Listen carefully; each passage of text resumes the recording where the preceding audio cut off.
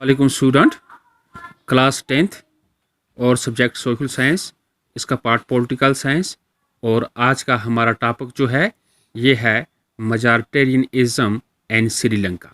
और आज डेट है 9th ऑफ सितंबर 2020। तो आज हम स्टडी करेंगे कि मजारिटेरियनिज्म एंड श्रीलंका ये क्या होता है। तो सबसे पहले हम देखें कि मजारिटेरियनिज्म क्या होता है। मजारिटेरियनिज्म ये होता है कि कुछ लोगों का कहना है कि मेजॉरिटी ऑफ द पीपल जो हैं वही कंट्री के अंदर उनकी सरकार होनी चाहिए और जिस तरीके से वो चाहें वो उसी तरीके से राइट्स या लॉ का इस्तेमाल करें। तो अब हम अपने टॉपिक के अंदर इसको पढ़ते हैं तफसीलन। जैसा कि हमने पहले भी पढ़ा, श्रीलंका और बेल्जियम के मुतालिक हमने अच्छी तरह से स्टडी की। आज हम श्रीलंका में ये देखते हैं मजारिटेरियनिज्म। Sri Lanka इमर्जड as an independent country in 1948।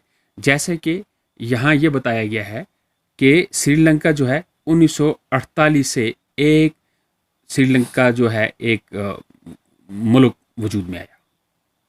The leaders of the Sinhala community sought to secure dominance our government by virtue of their majority।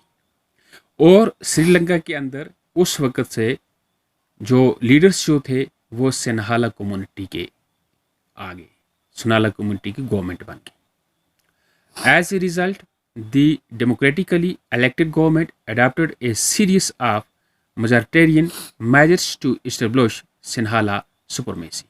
तो जब सरकार बन गई तो वहाँ सरकार के जितने भी देख रेख है, जितने भी लॉस के मुतालिक है, ये राइट्स के मुतालिक है, ये सब कुछ कौन करने लगे? सिन्हाला करने लगे। सुपरमेसी जो आ गई वो सिन्हाला के हाथ में आ गई।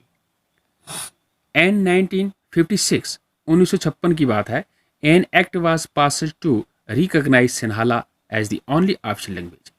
यानी 1956 में वहाँ एक कानून पास किया गया कि सिन्हाला बोलने वाले जो हैं, सिन्हाला ज़बान बोलने वाले जो लोग हैं, इनको इनकी ज़बान जो है ये ज़बान सरकारी करार दी गई। 10 disregarding Tamil.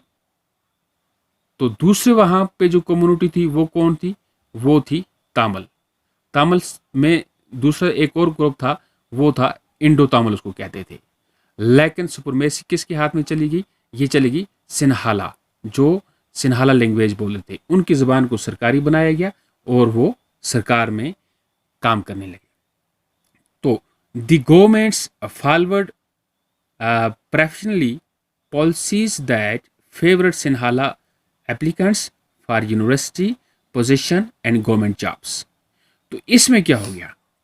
The government forward दी, इसने ऐसी पॉलिसीज, गवर्नमेंट जो थी उसने ऐसी पॉलिसीज इख्तियार की जिसमें सबसे पहले वो फेवर करने लगी सिन्हाला लैंग्वेज बोलने वाले लोग जो थे यूनिवर्सिटी के अंदर या गवर्नमेंट जॉब जो थे उनमें उनको प्रायोरिटी देने लगी।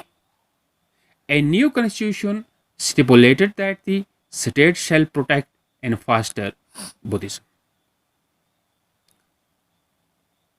और दूसरा कानून वहां पे क्या पास किया गया कॉन्स्टिट्यूशन में कि स्टेट शैल प्रोटेक्ट, स्टेट जो है इसको प्रोटेक्ट करना चाहिए तेजी के साथ। किसको?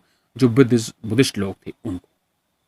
All these government measures coming one after the other gradually increased the feeling of alienation among the Sri Lankan Tamils. अब सिन्हाला लैंग्वेज बोलने वाले लोग जो थे ये जब मुल्क की जो दौड़ भाग थी इनके हाथ में आ गई तो उनकी वजह से बाकी जो श्रीलंका में तमिल्स लोग जो थे उनके जो हकूक थे वो पामाल होने लगे। गवर्नमेंट जॉब में, यूनिवर्सिटी में, बाकी चीज़ों में प्रायोरिटी किसको मिलने लगी? सिन्हाला लैंग्वेज वाले लोगों को। तो तमिल लोग इनका इस्तेसाल होने लगा। They felt that none of the major political parties led by the Buddhist Sinhala leaders was sensitive to their language and culture. They felt that the constitution and government policies denied them equal political rights, discriminated against them in getting jobs and other opportunities, and ignored their interests. As a result, the relations between the Sinhala and Tamil communities strained over time.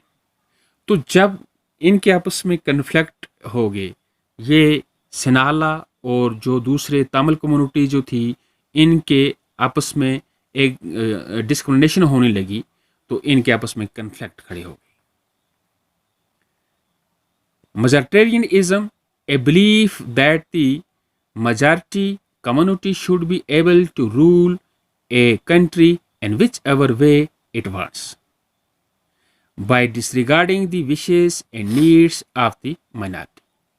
यानी मजॉरिटेरियनिज्म में ये दिखाया गया कि जो लोग majority में होंगे वो उस कंट्री के ऊपर हुकूमत करेंगे और जैसा वो चाहेंगे इसी तरह से उस मुल्क का निज़ाम चलेगा, और दूसरे जो माइनॉरिटी में लोग जो होंगे उनकी विश को वो डिसरिगार्ड करेंगे.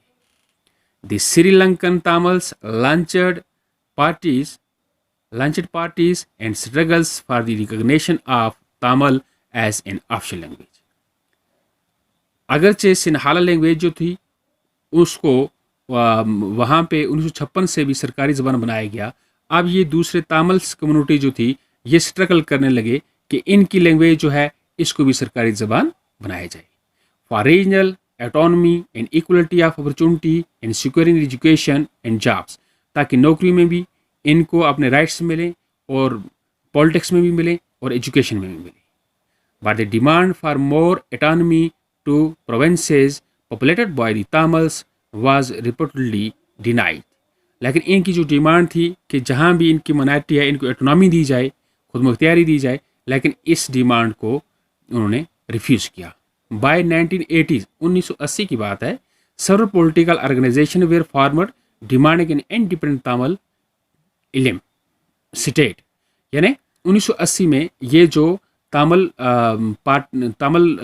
पीपल्स जो थे इनकी डिमांड थी एक इंडिपेंडेंट स्टेट की. And northern and eastern part of Sri Lanka.